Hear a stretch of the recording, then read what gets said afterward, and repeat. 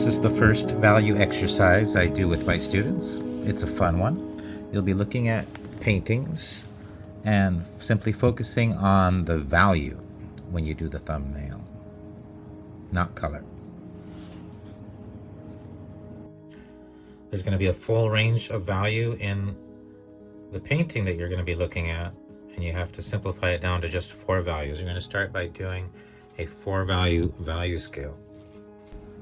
You can use your 2B pencil for this. The 2B pencil works really well. It can go fairly dark with enough pressure and also fairly light if you use light pressure.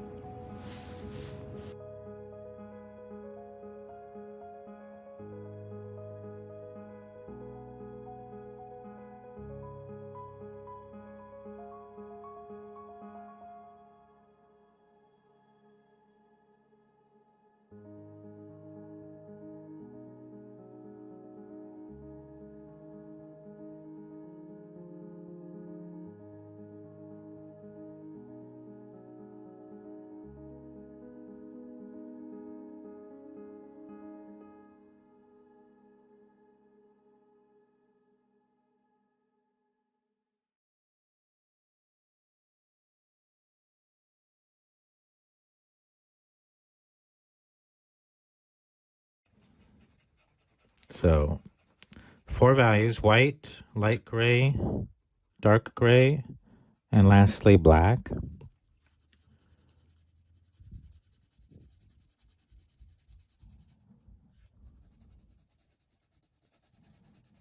I am using pressure now.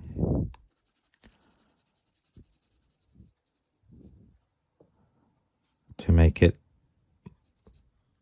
very dark.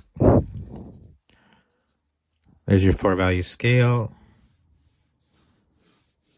You're going to make the longest line of your rectangle of your frame 4 or 5 inches and check it.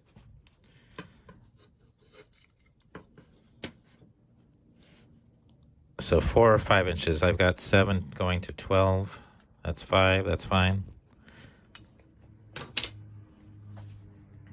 Then the other side, the shorter side, you have to use your eyeballs to guess, to eyeball the proportionate relative measurement. So you can kind of stand back a little bit or stand up and look at the rectangle, get a sense for how tall it is or how wide it is, depending on if it's a portrait or landscape orientation. That looks about right.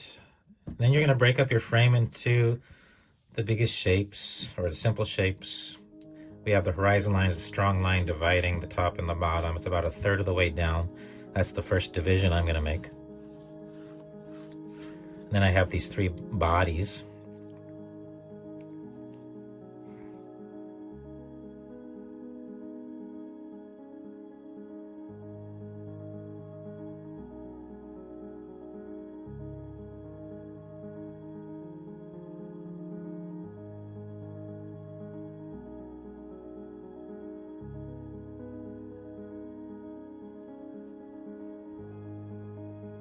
You're making your own coloring book, your own value coloring book. That's how you can think of it. The sketch is the outlines for the value coloring book where we'll fill in the corresponding value, whether it's 2, 3, or 4. If it's 1, you won't be filling it in at all. You're going to start with the most obvious, which will be the whites and the blacks, the 4s and the 1s.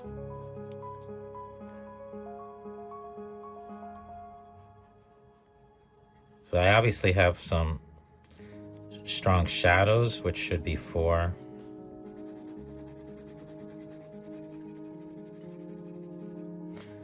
I do have a white shirt they will be the number 1 white shirt. It doesn't mean it's automatically white because there might be something brighter in the painting. In this case, there's nothing brighter in this painting. So the white shirt will be the value 1 white. But first I'm looking at the whites and blacks first. I see black here. Even though she's holding something, it's pretty dark It's very dark. It's not, it wouldn't count as a 3.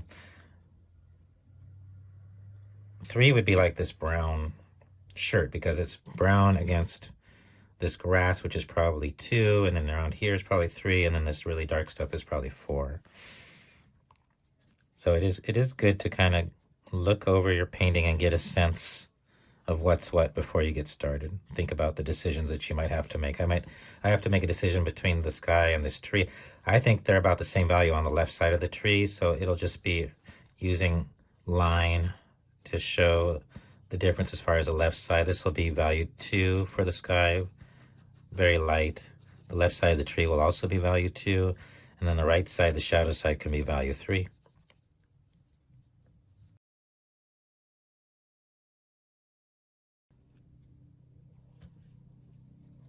But yeah, you're going to start by doing the very dark and the very bright first, and then the murky spots is whether it's 2 or 3, and that's where after you get the obvious things done, you can deal with the more questionable things of deciding if something's going to be a 2 or 3. Sometimes you make a decisions just on visibility, like if you have 2 things that are right next to each other or overlapping each other that are the same value within this limited scale, you might choose to have one go one way or another in order for you to be able to see it.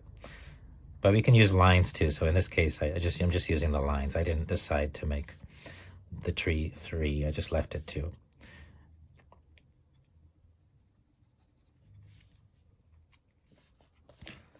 It's dark here. Yeah, it's very dark on the bottom. So we can think about why the artist might choose to do something like this. Why would the artist choose to make it so dark down here? I think that's 2 reasons. It's to draw your attention, because we know that contrast brings attention to things. Contrast also makes things look closer. So maybe it's 3 things. The third thing would be having a heavy base to something kind of gives it a foundation in space. So a heavy dark base supports your composition. Or an object. It could be dark on the bottom of an object and it'll have a feeling of support because of the heavy value on the bottom. So there's a few reasons why the artist might have chosen to make it very dark on the bottom there. So you'll be thinking about these things as you are doing this exercise. At least that's the idea, to think about why the artist made the choices they made in terms of value and placement of value.